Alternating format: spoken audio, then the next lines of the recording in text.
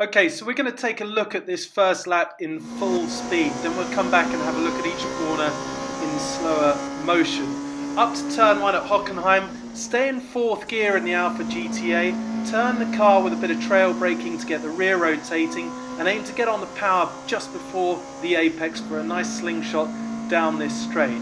Using the marker boards on the left, that second pale green painted access road was my braking point. As you can see, I had to turn in while still finishing the brakes, but it usefully created a bit of a rear slide, rear rotation, to help me get around the tight hairpin apex more efficiently. Down the very long bend, come over to the left nice and early and hug the inside left line for the shortest distance. Again, into this hairpin, use that painted marker road and brake just before it. Down through the box with heel and toe as effectively as you can to stop the rear axle locking up before a good exit out onto this short straight. Right, flat out through this corner, no lifting. Here you can rev it out and stay in 4th gear to eliminate one of the downshifts on the way into this corner. Again, a bit of trail braking starts a rear rotation, which is then exacerbated by a dip in the road. This right-hander is flat out, no lifting. Up to 4th gear. Here's a tricky right-hander. You want to brake a little early, turn in on the brakes and aim to get a small slide, ride the inside curb, it's nice and smooth. Feel free to use the exit curb on the left if you need to. Brake early, it's not a place to go off. Aim for a mid to late apex, then momentarily hug the inside using the camber of that left hairpin to your advantage. Down into this corner, brake as you turn in, but only soft trail brake pressure because the downhill nature will cause the rear to slide out. A little lift on the apex of that final turn will just eliminate the onset of understeer before you come onto the straight.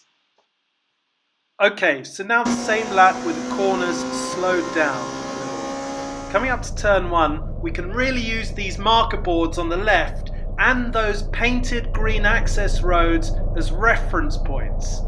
My left foot is just tapping up the brake pedal to make sure it's firm before the actual brake point, which is coming up here at about 70 meters before the corner. That white marker post on the left side is the 50-meter board, and you'll notice these small steering inputs now just giving the car a hint of what's to come to take up the slack and get it ready for a little bit of trail braking, which creates a rear rotation, that slide you can see with a small sign of opposite lock through the apex, allowing me to get the car turned faster and therefore back on the power earlier at just before the actual inside apex point.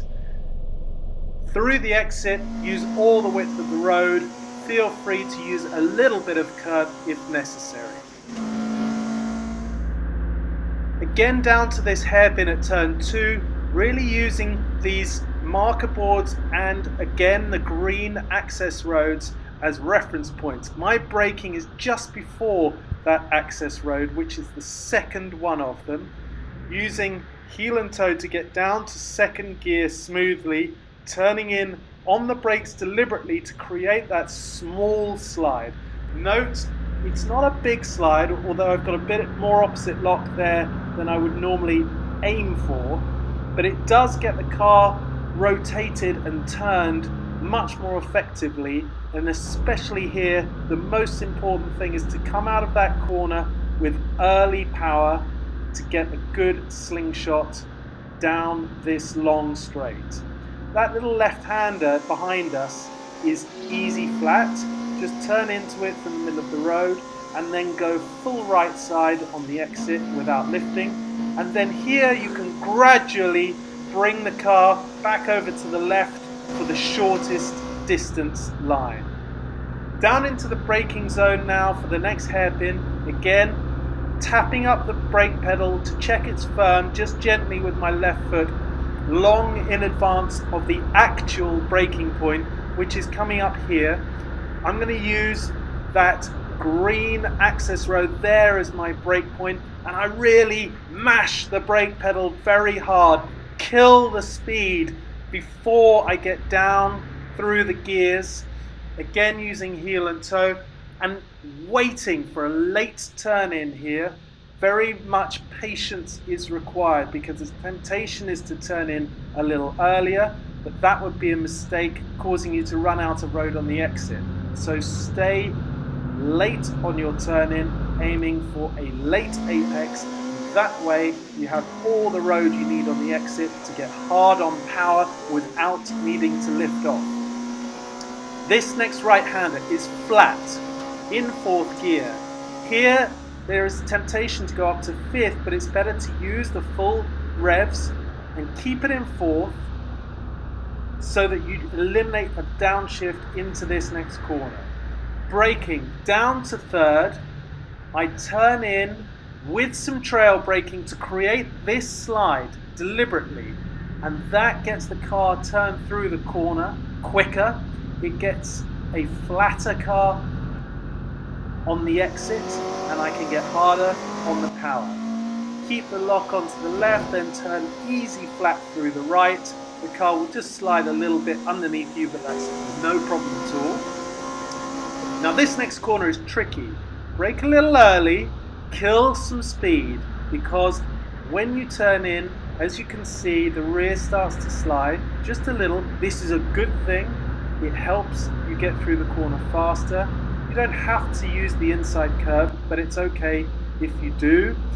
Feel free to use some exit curb here. Just get the steering wheel straight there when you touch it, so as not to pull the car around into any kind of a spin. Up to this next left-hander, which is heavily banked and cambered to our advantage. Brake a little earlier than feels possible because it's not a place to lock up and go off. Turn just a little later than you are tempted to, and aim for a mid-apex. Use a little bit of curb on the inside just to shorten the distance through the corner because it does not upset the balance of the car. And then hard on power nice and early, which squats the car into the cambered exit. Stay flat out through this left, turn flat through the right. Again, my left foot just tapping the brake pedal to make sure that it's firm, having ridden some exit curbs. Now here you want to brake gently, very softly as you turn in. You've come down a steep hill. This destabilizes the rear, but you can again use that to your advantage to get some rear rotation on the entry of the corner. Power hard between these two, and then turn into this final right-hander, hard on power initially, and feel the onset of understeer now, and at that point lift quite aggressively to put some weight quickly onto the front, then go hard back on power with full front grip regained, which will see you able to exit onto the straight without needing to lift off the throttle and interrupt your momentum down the start-finish straight. I hope that helped.